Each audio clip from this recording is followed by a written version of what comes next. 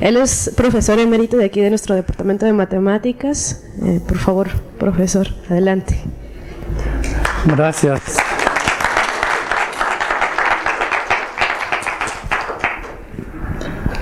Bueno, agradezco la invitación.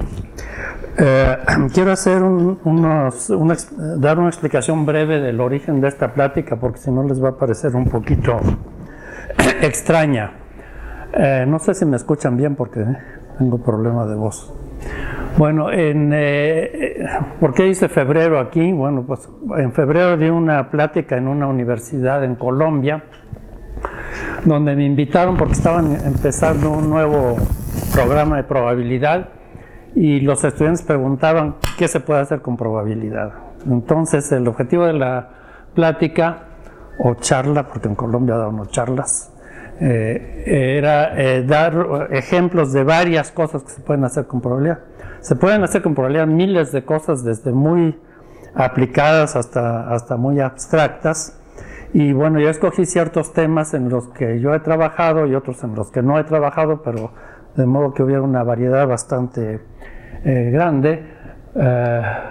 Aquí están todos los temas, no sé si voy a poder cubrirlos. No traten de leer lo que está en la pantalla, esto es nada más para que yo me acuerde. Le agradezco a Wincy su charla porque me ayuda mucho para lo que voy a explicar, aunque algunas de estas cosas pueden ser demasiado avanzadas para el nivel de licenciatura, pero voy a tratar de centrarme en las ideas intuitivas. Ahora, la mayor parte de estas cosas en probabilidad, como en otras partes de las matemáticas, tienen origen en aplicaciones en física, biología, finanzas, etcétera, pero lo que a uno le interesa es los problemas matemáticos que se generan y trabajar con eso, no tanto resolver los problemas que los originan. Bueno, un comentario, dos comentarios más bien sobre la charla de Wincy. El señor se llama de Moivre, no de Moivre.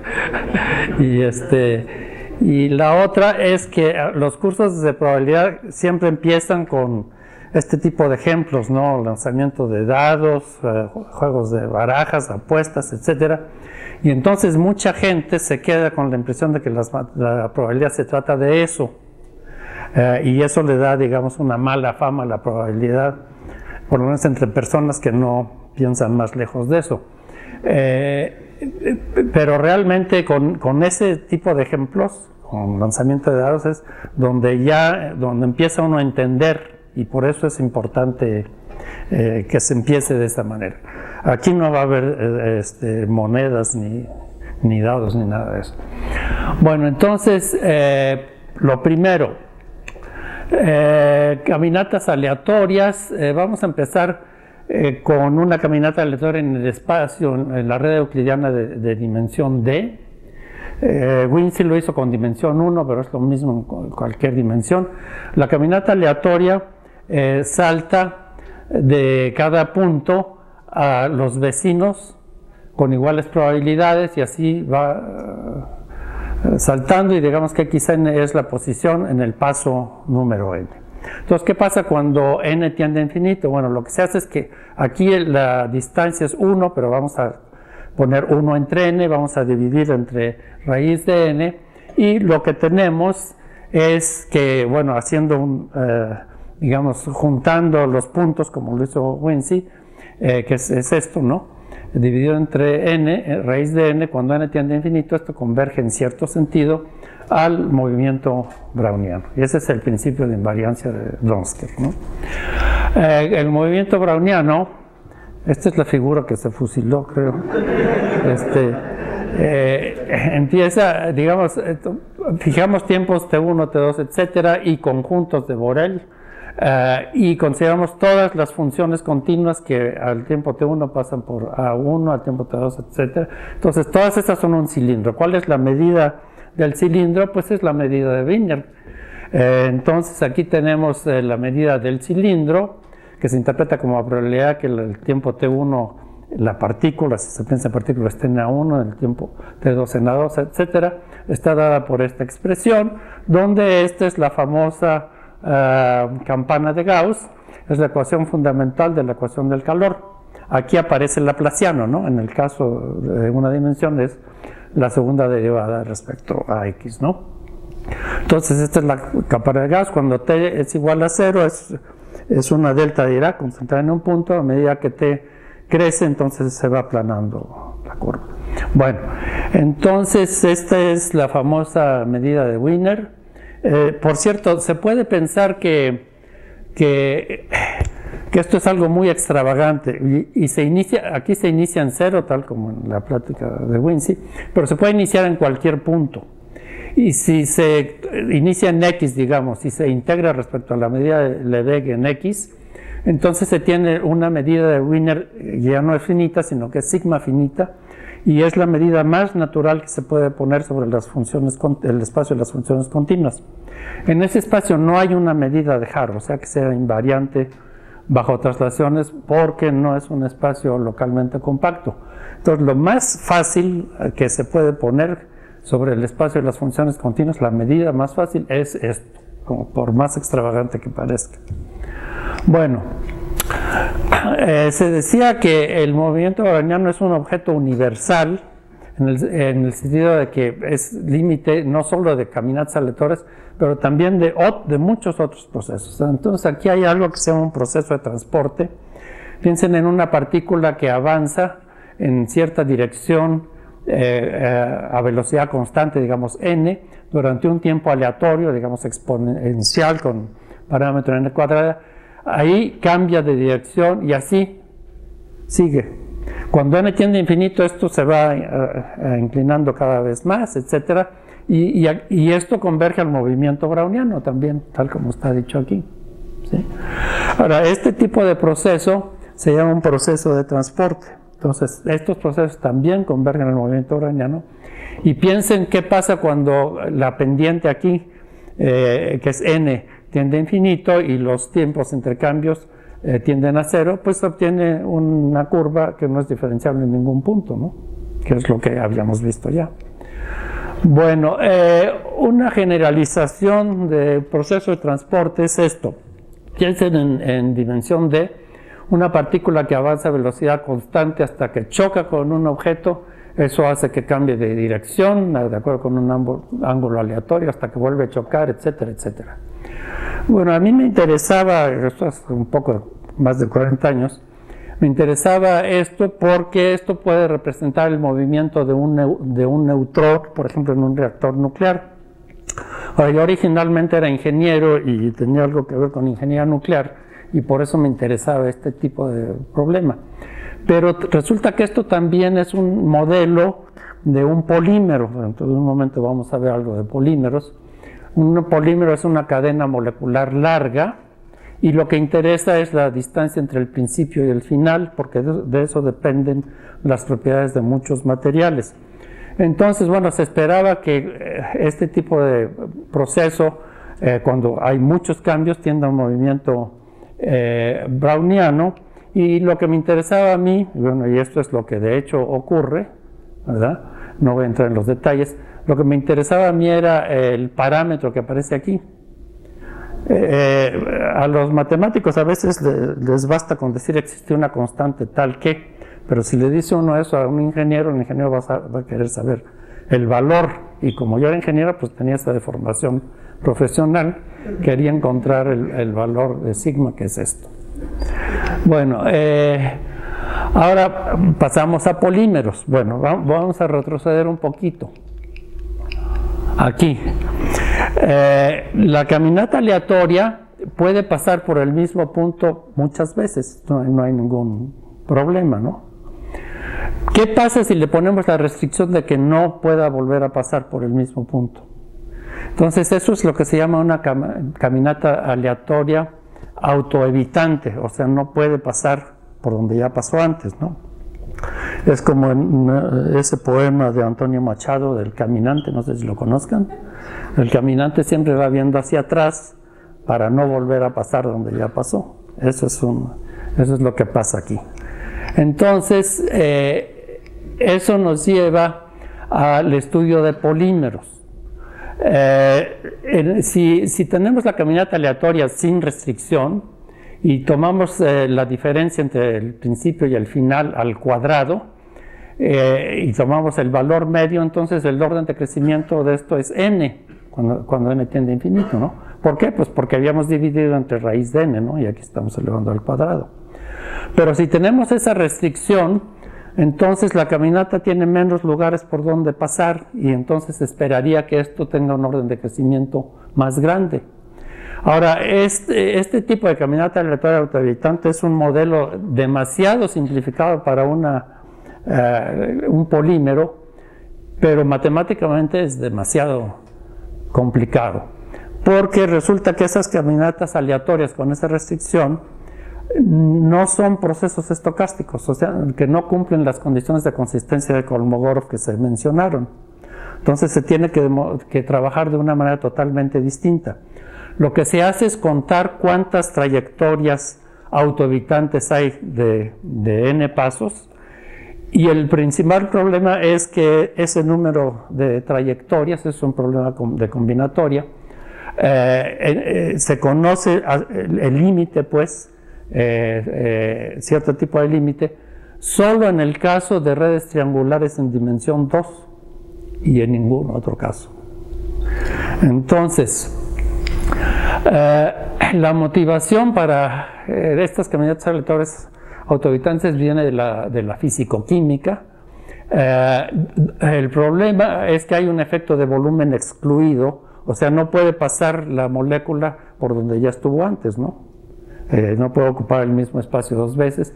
Eso es lo que se modela por medio de la caminata aleatoria autoevitante.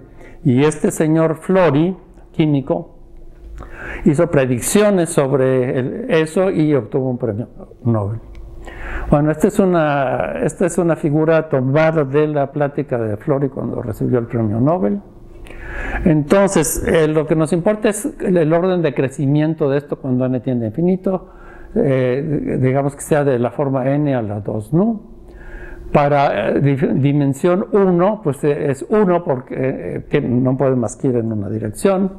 Para dimensiones mayores o iguales que 5 ya es un medio que es lo mismo que si no hubiera la restricción. Eso quiere decir que en dimensiones 5 o más ya la restricción ya no causa problemas. Y estos son los valores que se espera que existan en estas otras dimensiones. En dimensión 4 hay una corrección logarítmica, que esto ocurre frecuentemente en problemas de mecánica estadística cuando hay una transición de fase. En este caso la dimensión crítica es 4. El caso de la vida real es dimensión 3 y el valor que predijo Flori es 3/5. Y todavía no se conoce si eso es cierto o no. Bueno, procesos de memoria larga. Bueno, algo que pensé que iba a mencionar Quincy es que si tenemos un proceso gaussiano, que puede ser, por ejemplo, el movimiento browniano, pero hay muchos otros, y que tenga valor medio cero, digamos, entonces sus distribuciones están determinadas por su covariancia, ¿sí? Por ejemplo, en la solución fundamental de la ecuación del calor aparece la sigma, eso es la varianza, ¿no? Y si toma uno tiempos distintos aparecen covariancias. Entonces las covariancias determinan totalmente la distribución. Entonces para procesos gaussianos, y no necesariamente gaussianos, pero para los gaussianos están determinados totalmente por la covariancia, pero hay otros que no son gaussianos, pero tienen segundo momento finito. Y lo que nos interesa es la covariancia del incremento. Y aquí tenemos dos intervalos, U a B y S a T. Tomamos el incremento en este y el incremento en este, pero desplazado por tau. Si esto fuera el movimiento browniano, como tiene incrementos independientes, entonces la covariancia siempre es cero. Pero hay muchos procesos en los que la covariancia no es cero, pero decae de manera lenta. Aquí como una tau, que es el desplazamiento a una potencia negativa menos k. Entonces, hay muchos procesos que son de ese tipo, se llaman procesos de memoria larga. El más conocido es el movimiento browniano fraccionario de parámetro h, que tiene una función de covariancia de este tipo, ¿sí? Esta covariancia a dos tiempos distintos, ¿sí? Si H es igual a un medio, entonces se reduce a la covariancia del movimiento browniano y por lo tanto es el movimiento browniano. La K que nos da el decaimiento tiene este valor. Ahora, este proceso fue descubierto primero que nadie por Kolmogorov, que como ya se dijo es el padre de la teoría moderna de probabilidad. Sin embargo, lo que hizo Kolmogorov no tenía absolutamente nada que ver con probabilidad. Él lo que estudiaba era curvas en espacios de Hilbert y fue ahí donde encontró este tipo de covariancia. Por eso digo de manera analítica. Hurst era un hidrólogo que estudiaba las crecientes del Nilo haciendo estadísticas sobre eso volvió a encontrar este proceso. Estas dos personas lo hicieron por medio de fluctuaciones de tiempo de ocupación de sistemas de partículas y esto es lo que nos va a interesar un poco más adelante. Otro un poco más general es el movimiento browniano subfraccionario, que tiene una covariancia de este tipo, un poco más complicada. H igual a un medio también es movimiento browniano, y aquí la K es un poco más grande que antes, es por eso por lo que se llama subfraccionario. La diferencia entre este y el anterior, el fraccionario, es que el fraccionario tiene incrementos estacionarios y este no. Bueno, otro es el movimiento browniano bifraccionario, que tiene esta covariancia y que depende de dos parámetros. El anterior se obtuvo por medio de un sistema de partículas que voy a mencionar dentro de un momento. Este último se obtuvo de manera analítica y un problema que queda pendiente es cómo obtenerlo por medio de un sistema de partículas.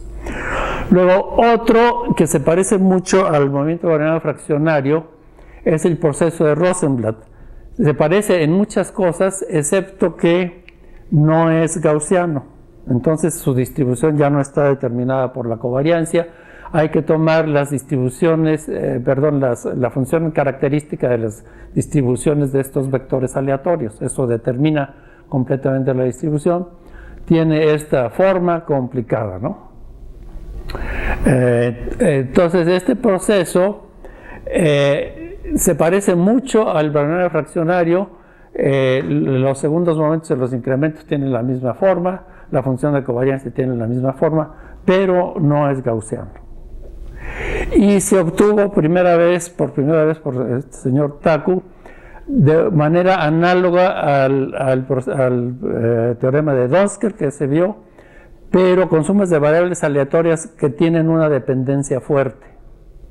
El teorema de Donsker vale con variables aleatorias independientes, como ya dijo Vinci, pero también para variables aleatorias con cierto tipo de dependencia no muy fuerte. Pero si la dependencia es fuerte, ya no se cumple, y entonces tenemos cosas como esto. Bueno, ahora sistemas de partículas ramificadas. Vamos con una explicación primero de qué quiere decir la ramificación. Piénsese en una partícula que vive un tiempo aleatorio, puede ser, digamos, tiempo discreto o tiempo continuo aleatorio, y al fin de su vida produce un número aleatorio de partículas, y cada una de ellas también vive un tiempo aleatorio, se puede morir sin dejar descendencia, o producir más partículas y así sucesivamente, y nos interesa el número de partículas que hay al tiempo t.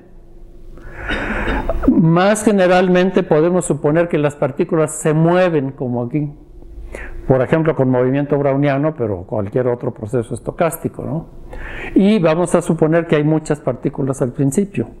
Entonces esto sugiere la idea de gases que se mencionó anteriormente, ¿no? Entonces esto es un modelo para gases, pero también para muchas otras cosas, reproducción de animales en un área geográfica, etc. Entonces interesa saber al tiempo t cuántos hay, no solo cuántos hay, sino dónde andan, ¿sí? Bueno, entonces vamos a suponer que nt de A, vamos a denotar por esto el número de partículas en un subconjunto del espacio al tiempo t. Entonces es una medida aleatoria puntual porque son puntos, ¿no? Inicialmente, vamos a suponer que es una medida aleatoria de Poisson. No sé si conocen las distribuciones de Poisson, no quiero entrar en detalles, pero digamos es una medida aleatoria muy, muy natural. Entonces las partículas se mueven, por ejemplo, de acuerdo con el movimiento browniano. La distribución del tiempo de vida de cada partícula es exponencial con parámetro b. Y la ley de ramificación, o sea, cuántas partículas se crean en una ramificación, vamos a suponer que tiene valor medio m y variancia finita con segundo momento factorial m2. Este producto v por m-1, alfa se llama parámetro de Malthus y se refiere a Malthus justamente porque tiene que ver con crecimiento de poblaciones. Bueno, para explicar un poco el tipo de resultados que tenemos, introducimos el semigrupo del movimiento browniano, que es esto, ¿no? Phi es una función de prueba, ahorita explico qué espacio es este, y pt x menos y es la de siempre, la ecuación fundamental, la solución fundamental de la ecuación del calor. La propiedad de semigrupo es esto. Este espacio es el espacio de funciones infinitamente diferenciables y rápidamente decrecientes, y vamos a ver por qué tomamos ese espacio. Esto es notación para la integral. Vamos a ver qué pasa al principio, al tiempo cero. Ahí tenemos una distribución de Poisson con digamos, su valor medio es la medida de Lebesgue, esta es la lambda, pero vamos a multiplicarla por k y k va a tender a infinito. Eso quiere decir que vamos a tener más y más partículas. La densidad de partículas va a crecer hasta infinito. Bueno, entonces vamos a tomar las fluctuaciones de lo que pasa al principio. Esta es la distribución de partículas, le restamos el valor medio, dividimos entre raíz de k. Esto es una medida aleatoria, pero ahora con signo, porque estamos restando esto. Pero cuando k tiende a infinito, resulta que se sale del espacio de las medidas, pero queda en el espacio de las funciones generalizadas, ese prima de RD, que es el dual topológico de este. Este se llama espacio de distribuciones temperadas o de funciones generalizadas. Por ejemplo, la delta de Dirac, que es la derivada de un escalón, es una función, no es una función, pero es una función generalizada. Entonces, el tipo de límites que se obtienen aquí toman valores en ese espacio de funciones generalizadas. Ahora, ¿qué pasa con esto cuando k tiende a infinito? Bueno, esto converge a un elemento aleatorio de este mismo espacio, tal que para cada función de prueba, x aplicado a eso, es una variable aleatoria centrada con esta variancia. Y esto se llama ruido blanco. Es un término que proviene de la ingeniería electrónica, pero digamos un ruido así que no trae ninguna información, eso es un ruido blanco. Esto es un ruido blanco en el espacio. Bueno, debido a eso tenemos que trabajar entonces con variables aleatorias que toman valores en el proceso de las funciones generalizadas. Ahora tenemos ya para un tiempo t una ley de grandes números. Entonces nuestro sistema, el tiempo t dividido entre k, cuando k tiende, esto debería ser k, cuando k tiende a infinito, converge a esto, donde aquí tenemos e a la alfa t, que es precisamente el crecimiento exponencial de la teoría de Malthus. Lo siguiente, tomamos ahora las fluctuaciones, o sea, al sistema, al tiempo t, le restamos el valor medio, dividimos entre raíz de k. Cuando k tiende a infinito, esto converge en distribución. Este tipo de convergencias son ya de análisis funcional, estos espacios también, no entro en detalles. Y el límite es una variable aleatoria gaussiana con valores en S', que está determinada por su función de covariancia. La función de covariancia, pues en este caso es algo bastante complicado. Ahora, ¿qué sucede con el tiempo de ocupación de ese tipo de sistema? El tiempo de ocupación es esto. Pensemos en nuestro mismo sistema de antes, n, nt. Ahora lo que vamos a hacer es integrar en el tiempo de 0 a t. Esto es una medida aleatoria, la aplicamos a un conjunto A, y lo que nos da es la suma de todos los tiempos que el intervalo, que el conjunto ha sido ocupado por partículas en este intervalo de tiempo, por eso se llama tiempo de ocupación. Para simplificar, vamos a suponer que se crea una sola partícula en cada ramificación y que la ramificación es binaria, o sea, se crean o 0 partículas o 2 partículas con probabilidad 1/2 cada uno. Es como el lanzamiento del dado, ¿no? Bueno, entonces lo que vamos a hacer ahora es acelerar el tiempo. Vamos a multiplicar el tiempo por una t mayúscula que vamos a hacer tender a infinito. Entonces aquí está la fluctuación, ¿no? Restamos el valor medio al tiempo de ocupación y dividimos entre una normalización, y uno de los problemas que hay es encontrar la normalización adecuada para que esto tenga un límite. Entonces los resultados dependen de la dimensión. En dimensión 3, esta es la normalización t a la 3/4, y el proceso converge en distribución en el espacio de las funciones continuas, pero con valores en S', y el proceso límite es esta constante raíz de b por la medida de Lebesgue por un proceso gaussiano real continuo que tiene esta covariancia, que es un caso especial del subfraccionario. De hecho, fue así como encontramos este proceso. Si la dimensión es 4, esta es la normalización, donde aparece el logaritmo. Lo que quiere decir es que 4 va a ser una dimensión crítica.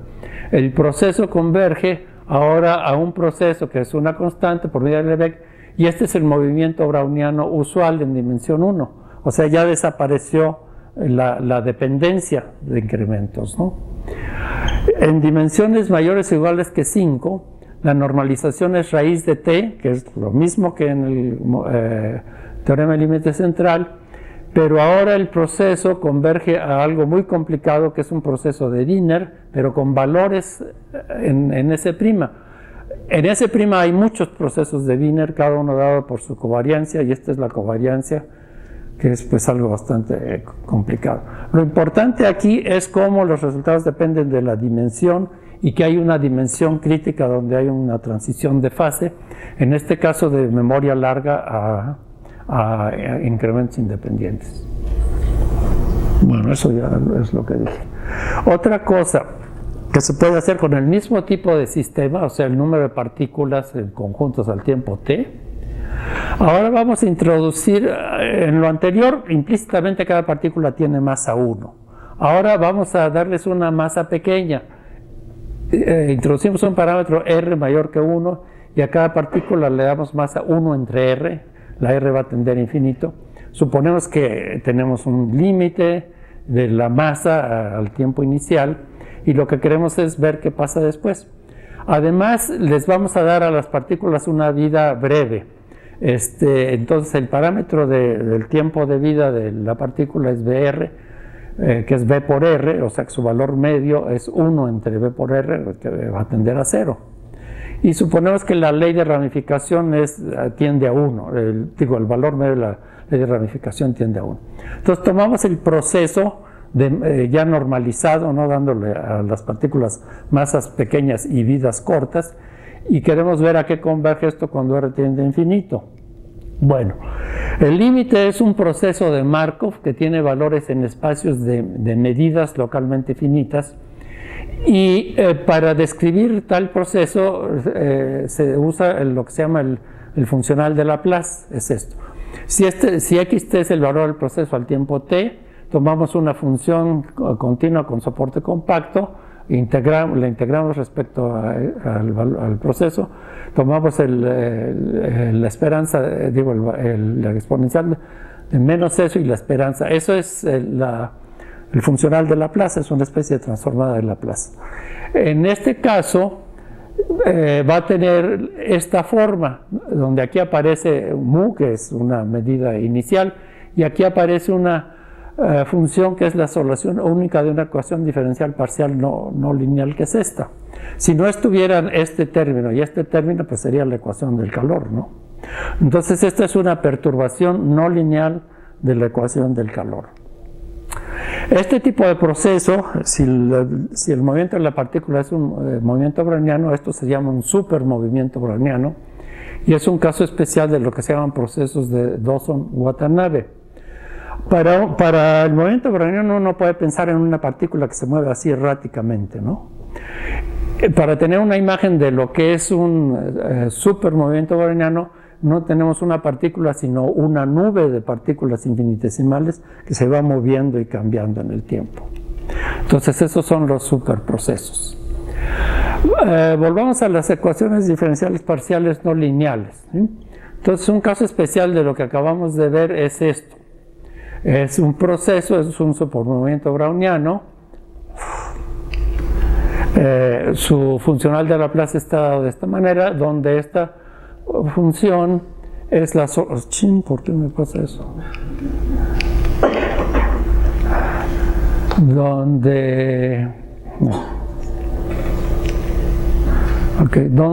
esta función es la solución de la ecuación diferencial parcial no lineal, que es la ecuación del calor con una perturbación no lineal. Ahora, en ecuaciones diferenciales parciales interesa cómo es la solución cuando el tiempo tiende a infinito. Es un problema de ecuaciones diferenciales parciales, no tiene nada que ver con probabilidad, ¿no?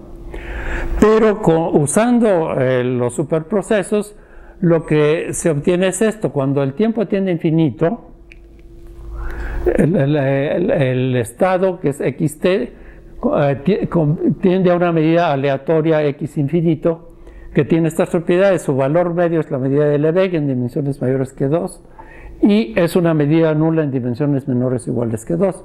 De ahí se obtiene este resultado, a partir de esto, y de ahí se obtiene este otro, o sea, la solución de la ecuación diferencial parcial al tiempo t integrada en x, cuando se toma el límite, cuando t tiende a infinito, es 0 en dimensiones menores o iguales que 2 y positiva en dimensiones mayores o iguales que 3.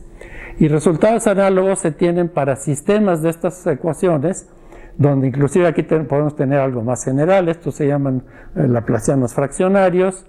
Aquí no necesariamente 2, podemos tener otras cosas. Podemos tener también términos lineales para las interacciones entre las ecuaciones, y se obtienen resultados más generales pero del mismo tipo. O sea, son resultados de ecuaciones diferenciales parciales no lineales, pero obtenidos de manera probabilística, y con la ventaja de que con el modelo probabilístico tiene uno una imagen de lo que está pasando. Bueno, llegamos a las caminatas aleatorias jerárquicas.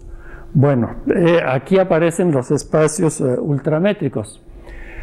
Vamos a introducir un espacio ultramétrico que se llama red jerárquica o grupo, porque en este caso es un grupo jerárquico de orden n. Son sucesiones tales que solo un número finito de componentes son distintos de 0. Cada componente está en el grupo cíclico de orden n. Esto no es otra cosa que la suma directa de copias del grupo cíclico de orden n. Esto puede ser más general, las n's pueden depender de i también. Y se suma componente a componente módulo n. Y la distancia la distancia entre dos puntos es el máximo número de componentes tal que las componentes son distintas.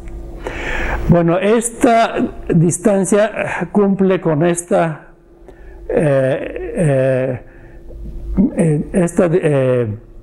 ¿cómo se llama? Ya se me va la palabra. Desigualdad de triángulo, ¿verdad? Desigualdad de triángulo, pero no es la que estamos acostumbrados, donde aquí aparece la suma. En la que estamos acostumbrados, aquí aparece la suma, pero aquí aparece el máximo de estas dos cosas. Entonces esto es más fuerte, ¿sí? Entonces esta propiedad de la distancia es lo que caracteriza a los espacios ultramétricos. El profesor Zúñiga seguro les va a hablar más de esto. Aquí quiero hacer una aclaración dirigida especialmente a dónde estás. ¿A dónde estás? Yo estaba tratando de relacionar esto con los p-ádicos. Por ejemplo, si n es un primo, ¿no? Pero sí hay una diferencia con los p-ádicos, y la diferencia es que aquí sumamos componente a componente módulo n y en los p-ádicos no. Tardé en darme cuenta de eso, pero esa es la razón por la que esto es distinto. La estructura algebraica es diferente. Sí. Ok, bueno, pero muchas cosas sí hay en común entre lo que él les va a platicar y estas cosas. Bueno, este espacio, grupo jerárquico, tiene una representación de árbol acá arriba, ¿no? Entonces, estos son los puntos de omega, en n igual a 3 en este caso. Y la distancia entre dos puntos, por ejemplo, x y y, esto es un árbol infinito, aunque los físicos a veces trabajan con el árbol finito. Pero tenemos un árbol y esta es la copa del árbol. La distancia entre dos puntos es el número de niveles que hay que bajar hasta encontrar un nodo o un antepasado común. Entonces, este tipo de distancia se usa en muchísimas aplicaciones. Una de ellas es genética de poblaciones. Por ejemplo, estos tres que tienen distancia 1 entre ellos es que son hermanos. Estos y estos que tienen distancia 2 de ellos son primos. Este y este que tienen distancia 3 entre ellos son primos segundos y así sucesivamente. Entonces la distancia entre elementos no es una distancia geográfica acá arriba, sino es una distancia que mide una relación, por ejemplo una relación familiar como acabo de mencionar. Ahora, este tipo de espacios tiene muchas ventajas sobre los espacios euclidianos porque permiten hacer cosas que en los espacios euclidianos no se pueden hacer. Por ejemplo, aquí podemos pensar que estos tres puntos, estos tres puntos son una gráfica de 3 puntos, ¿sí? Ahora, estas tres gráficas de 3 puntos, cada una como un punto, es una gráfica de 3 puntos. Ahora, cada una de estas vista como un punto nos da esto, que es una gráfica de 3 puntos. Entonces, la misma organización se repite y se repite y se repite. Y eso es lo que se presta a que se usen métodos que en física estadística se llaman métodos de renormalización. Y eso permite hacer cosas en espacios euclidianos, pero pasando a los espacios ultramétricos, y se puede hacer de manera más fácil, pero luego hay que ver cómo se regresa. Bueno, aquí pinté el árbol con n igual a 2, todo hacia la derecha, por dos razones. Una es que es, la geometría pues en espacios euclidianos es tan distinta de los en los ultramétricos es tan distinta de los euclidianos y uno tiende a pensar de manera euclidiana y es muy fácil hacerse bolas. Por ejemplo, en un espacio ultramétrico, si dos bolas se intersectan, tienen que ser la misma bola. Entre dos puntos no hay puntos intermedios y hay muchas otras diferencias. Y entonces, para no hacerse bolas, por lo menos para mí, es preferible pintar el árbol así todo hacia la derecha y no como estaba antes. Y además así nos permite numerar, ¿no? Empezando por 1, etcétera. Y entonces podemos escribir más adelante matrices de transición de caminatas aleatorias. Bueno, un comentario nada más sobre los espacios ultramétricos. Iniciaron con los p-ádicos en el siglo XIX.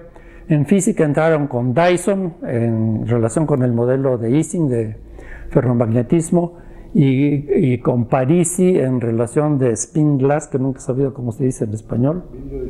Vidrio de espines. Bueno, ¿eso les vas a contar tú o no? No, fue algo. Bueno, aparecen también en computación, teoría de computación, en muchísimas cosas, en dinámica de proteínas. Entonces ahora es un tema, digamos, de bastante interés. Lo que pasa en el vidrio de espines y en otros modelos es que tenemos un paisaje de energía, que es esto. Y los estados de la caminata aleatoria va a cambiar de un valle a otro. Los valles son los estados, ¿sí? Entonces aquí Digamos, esto es lo que se representa por medio de un árbol, ¿sí? Aquí, digamos, esto tiene dos de estos, este tiene dos de estos. Aquí ya, si hubiera puesto 4 aquí y aquí, también habría 2 de estos, pero puede haber más, ¿no? La caminata aleatoria salta de un estado a otro, y para saltar de un estado a otro tiene que saltar por arriba de este nivel de energía, ¿sí? Ahora, esto puede ser bastante más complicado, ¿no? Por ejemplo, las alturas de las barreras pueden ser aleatorias, y eso también es importante, pero mucho más complicado.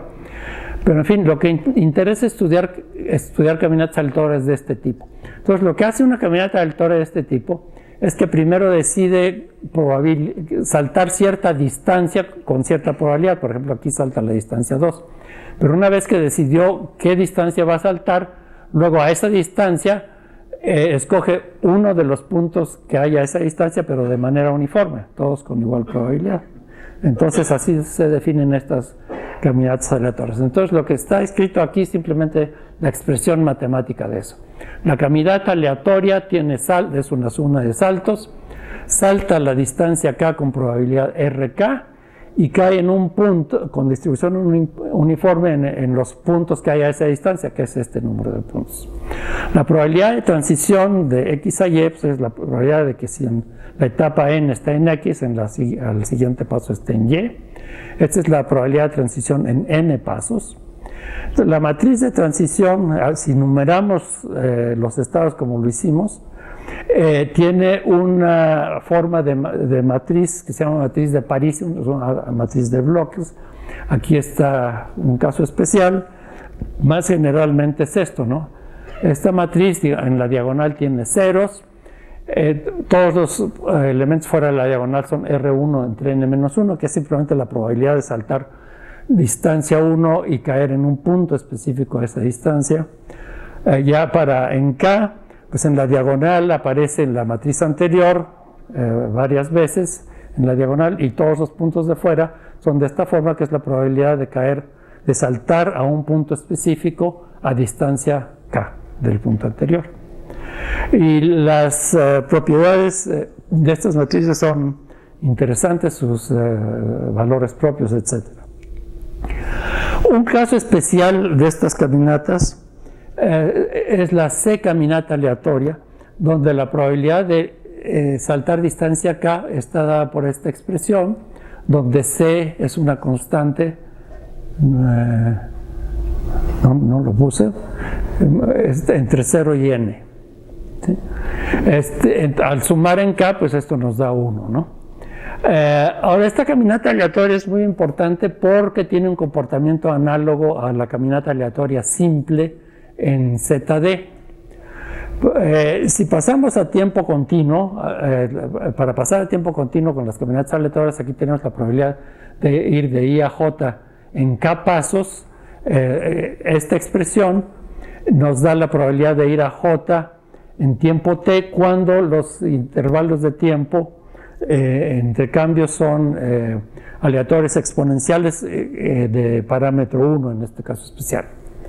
Bueno, si consideramos el proceso alfa-estable simétrico en RD, con alfa menor o igual que 2, si no saben qué es esto, piensen en alfa igual a 2, es el movimiento browniano, ¿sí? Y también corresponde a la caminata aleatoria simple en ZD, sabemos que estas convergen al movimiento browniano. Entonces, en este caso euclidiano, esta probabilidad, digamos, fijamos IJ, cuando t tiende a infinito, decrece de esta manera, t a una constante gamma más 1, donde gamma es d entre alfa menos 1. Esto es, digamos, el caso euclidiano. Si tomamos la C caminata aleatoria, entonces el decrecimiento de pt también es de esta forma, t a una potencia menos gamma más 1, pero donde gamma ahora tiene esta expresión. Este parámetro gamma se llama grado de transitoriedad y recurrencia, y hay una teoría general acerca de eso que pueden encontrar en ese artículo. Y se demuestra que esta caminata aleatoria tiene muchas cosas parecidas con el movimiento browniano o con las caminatas aleatorias simples. Pero entre otras cosas, algo interesante que se puede hacer, si igualamos las gamas de los dos, esta es la del caso euclidiano, esta es la del caso ultramétrico, entonces podemos poner cualquier valor de D y resolver esto y encontrar la C. Esto nos permite tomar dimensiones no enteras. Y de hecho eso se hace en física estadística, por ejemplo, en teoría de magnetización. Los físicos trabajan con dimensiones, 4 resulta ser una dimensión crítica, entonces toman dimensión 4 más o menos epsilon, obtienen resultados, hacen expansiones con respecto a epsilon y luego hacen tender epsilon a 0. Bueno, eso parece una locura de los físicos, pero resulta que eso se puede hacer si trabaja uno en espacios ultramétricos. Bueno, percolación. La teoría de percolación es una de las grandes áreas de matemáticas y física, o física matemáticas, que se inició con estas personas en relación con diseño de máscaras de gases para mineros del carbón, pero ahora se utiliza para muchísimas otras cosas, por ejemplo, para búsqueda de petróleo en el subsuelo, para incendios forestales, muchísimas cosas que pueden ver ustedes en Google. La idea es esta. Todo depende, esto se llama percolación de Bernoulli, depende de una probabilidad P. Entonces aquí tenemos la red euclidiana de dimensión D. Cada arista puede estar abierta con probabilidad P o cerrada con probabilidad 1 menos P, independientemente unas de otras. Otro modelo es el de nodos abiertos. Todas las aristas están abiertas, pero los nodos pueden estar abiertos o cerrados. Pero vamos a centrarnos más en esto. Tomamos un vértice cualquiera y lo que nos interesa es saber si el conjunto conexo al que pertenece es infinito o no. Si es infinito, se dice que hay percolación. Entonces, vamos a pensar en el caso de aristas. Tomamos un punto X o vértice X, consideramos la componente conexa máxima, que se llama un cúmulo que contiene a X, y nos interesa la probabilidad, dada esta P, de que ese cúmulo sea infinito. O dicho de otra manera, la probabilidad de que haya un camino que vaya de X hasta infinito, y a eso lo llamamos θ X de P, que se llama probabilidad de percolación. Pero no depende del punto específico X porque el modelo todo es invariante bajo traslaciones. Ahora, si P es 0, pues es evidente que esta probabilidad tiene que ser 0. Si P es 1, pues la probabilidad es 1 porque todo está conectado. Entonces existe un valor máximo de las P tales que θ P es 0 y eso se llama probabilidad crítica. En la probabilidad crítica hay una transición de fase de no percolación a percolación. Un problema es qué pasa en ese punto mismo. Entonces la función θp pues tiene que tener una forma más o menos de este tipo. Empieza en 0, sigue en 0 hasta que llega a la probabilidad crítica. Ahí empieza a subir hasta que llega a 1. Aquí puede haber un salto o no haberlo. Entonces hay varias preguntas importantes. La primera es ¿cuál es el valor de la probabilidad crítica? La segunda es ¿hay o no percolación en este punto? O dicho de otra manera, ¿hay continuidad o discontinuidad aquí? Otra, ¿cuál es la forma de esta curva? Por lo menos cerca de aquí. Otra, ¿el cúmulo de percolación es único o puede haber más de uno? Bueno, esas son preguntas, las preguntas principales, digamos, con las que se empieza, que puse aquí. Las respuestas. Cuando hay percolación, el cúmulo es único. En dimensión 2, la probabilidad crítica es un medio. Esto se trabajó durante muchísimos años en física y matemáticas, hasta que este gran probabilista Kesten demostró esto, pero pasaron como 20 años. Y también demostró que no hay percolación. Y el problema que sigue siendo el problema máximo de la percolación es cuáles son los valores de la probabilidad crítica para otras dimensiones. Eso no se sabe. Otra cosa, en dimensión es la continuidad o discontinuidad en la probabilidad crítica. Se sabe que hay continuidad en dimensiones 2 y mayores o iguales que 11. Para 19 se demostró en 1990 y para mayor igual que 11 apenas hace un par de años. Se supone que en las otras dimensiones también debe haber continuidad, pero eso no se ha podido probar. Ahora, la forma de la función cerca de la probabilidad crítica se supone que debe ser aproximadamente de esta forma con una constante beta. ¿Qué es lo que se sabe? Para la red triangular, no la cuadrática que estamos viendo, sino la triangular y con percolación de nodos, beta es 5/36. Y se supone, se cree por universalidad, que lo mismo debe ser con la red cuadrática y con percolación de aristas. Eso no se ha podido probar. La universalidad no tiene una teoría matemática precisa, es una creencia de los físicos, digamos, según la cual este tipo de resultados debe depender únicamente de la dimensión y no de los detalles específicos de la red, o sea, no debe haber diferencias si es cuadrangular, triangular, hexagonal, etc. ¿Por qué menciono a estas dos personas, Smirnov y Werner? Bueno, ellos demostraron esto y han hecho muchas otras cosas que tienen relación con esto y otras cosas, en particular lo que se llama la evolución de Schramm-Loebner, y los dos han recibido la medalla Fields dentro de los últimos 10 años, que como ustedes saben es la medalla, el premio más importante que hay en matemáticas. Entonces se ve que estas son cosas no triviales, ¿no? Bueno, por último, percolación en redes jerárquicas. Por cierto, yo me he trabajado en percolación, es uno de los temas que dije que no he trabajado, pero que me interesa mucho. En percolación en redes jerárquicas sí he trabajado. Entonces, volvemos a nuestro grupo jerárquico de antes. Y ahora dos puntos, dos vértices, van a estar conectados por una arista con una probabilidad que depende de la distancia jerárquica.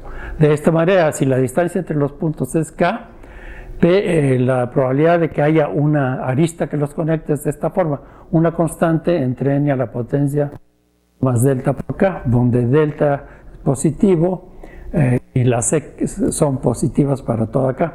Las c tienen que ser positivas para k arbitrariamente grande, porque si no, la ultrametricidad forza a que todo quede dentro de un conjunto acotado, ¿sí? Entonces, por eso se necesita que haya Ks positivas para Ck positivas para K arbitrariamente grande, y esto es lo que se entiende por percolación a gran distancia. En espacios euclidianos también hay percolación a gran distancia. La que mencioné era percolación con conexiones solo entre vecinos inmediatos, pero también ahí hay percolación a gran distancia. Bueno, entonces, en este caso se dice que hay percolación si existe una componente conexa infinita C, tal que la probabilidad que un punto o un vértice dado pertenezca a C es positiva. Se puede tomar 0 o cualquier otro punto porque el modelo es invariante por traslaciones. Bueno, aquí está lo que acabo de decir sobre C. Y si existe tal conjunto, se llama un cúmulo de percolación. Bueno, resultados sobre esto. Recuerden la forma de la probabilidad. Aquí lo importante es n a la potencia 1 más delta k, si la distancia entre los puntos es k. Bueno, si delta es menor que 1 y el inf de la CK es suficientemente grande, entonces hay percolación. Si delta es mayor que 1 y el sub de la CK es acotado, entonces no hay percolación. Entonces la transición está en delta 1, es el valor crítico, ahí hay una transición de fase. Bueno, entonces en los problemas de física estadística, cuando hay una transición de fase, generalmente lo más difícil es qué sucede en la transición. Entonces, para eso necesitamos algo más preciso. Tomamos CKs de esta forma, a modo de incluir crecimiento logarítmico y crecimiento polinomial. Entonces, el resultado es que si esta C2 que aparece aquí es suficientemente grande, existe un único cúmulo de percolación que tiene una densidad positiva, ¿no? Que depende de n de C2 y de alfa, al que 0 pertenece con probabilidad positiva. Otro resultado, si en el caso de que C2 sea 0, si C1 es menor que n, entonces no hay percolación. Y hay otros resultados. Entonces esto se resuelve pues con mucha probabilidad y con métodos de mecánica estadística que se llaman métodos de renormalización. Y creo que me aburrió demasiado porque ya terminé. Lo último que les puedo decir entonces es un tema, si me pueden prender aquí. Ok, sí. Digamos en el caso de ZD,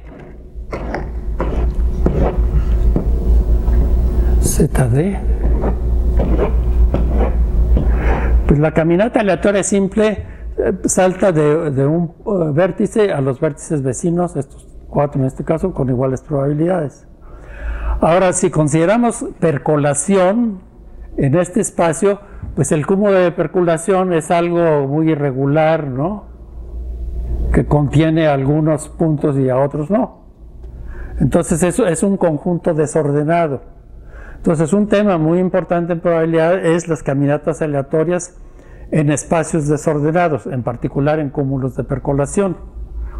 Por ejemplo, si la caminata está en este punto, entonces cuando salta puede saltar con iguales probabilidades a los vecinos, pero solo los que están dentro del cúmulo. Y no puede saltar a este. Y como este es un conjunto aleatorio, esta es una caminata aleatoria en un medio aleatorio. Entonces el estudio de esas caminatas aleatorias en medios aleatorios es muy importante, y en el caso ultramétrico también es algo que se está estudiando, cómo se comportan las caminatas aleatorias en cúmulos de percolación en este caso. Las preguntas importantes son si son transitorias o recurrentes. Recurrencia quiere decir que la caminata regresa al punto inicial un número infinito de veces, y recurrente es que solo regresa un número finito de veces. Y digamos, esa es la distinción principal que hay sobre caminatas aleatorias. Bueno, creo que con eso termino. Gracias.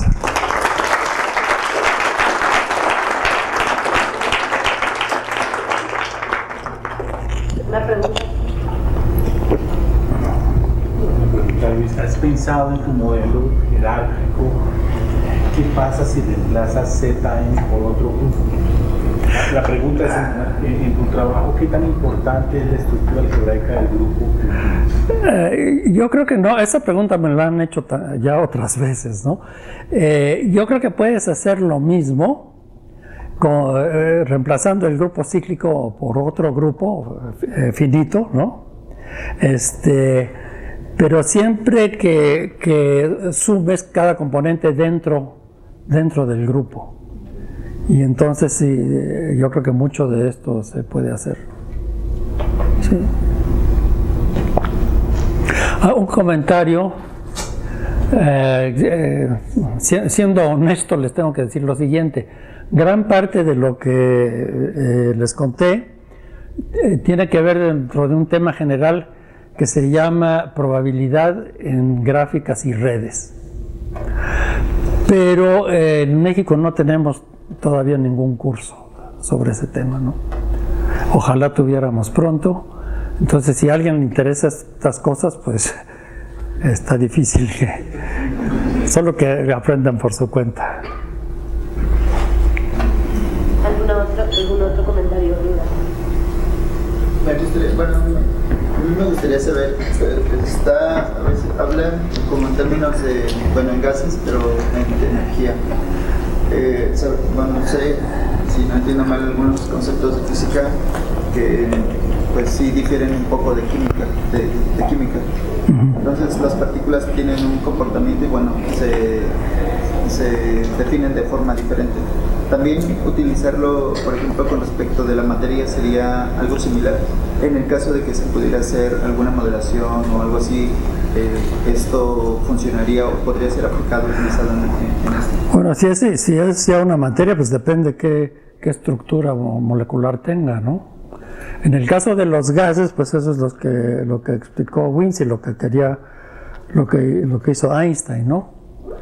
Einstein quería demostrar que la partícula se mueve por los choques con moléculas, y así demostró la existencia de moléculas, ¿no? Pero ahí, digamos, cada partícula, si es el aire, por ejemplo, cada partícula se mueve independientemente de todas las demás, ¿sí? Por eso cuando vemos el famoso rayito de luz y las partículas que se mueven, parece que todo es uniforme, es la medida de Lebesgue. Y de hecho se tiene la medida de Lebesgue porque el movimiento browniano, la partícula empieza en un punto, pero se empieza a mover y cada vez más abarca más. Entonces hay cientos de miles de partículas haciendo todas lo mismo, se mueven a manera de quedar uniforme prácticamente, y por eso lo que vemos en el rayito de luz es una cosa constante, ¿no? Pero ahí lo importante es que no hay interacción entre las partículas. Hay muchos modelos en sistemas estocásticos donde sí hay interacción de las partículas. El caso que mencioné de ramificación es una especie de interacción. O sea, dos partículas que tienen la misma partícula madre, pues tienen esa interacción. Pero hay interacciones más fuertes, ¿no? Por ejemplo, donde las partículas tienen cierto volumen y pueden chocar. Entonces hay que tener en cuenta exactamente cuál es la estructura que a uno le interesa. Gracias. ¿Alguna otra pregunta? Bueno, pues muchas gracias, profesor. Gracias.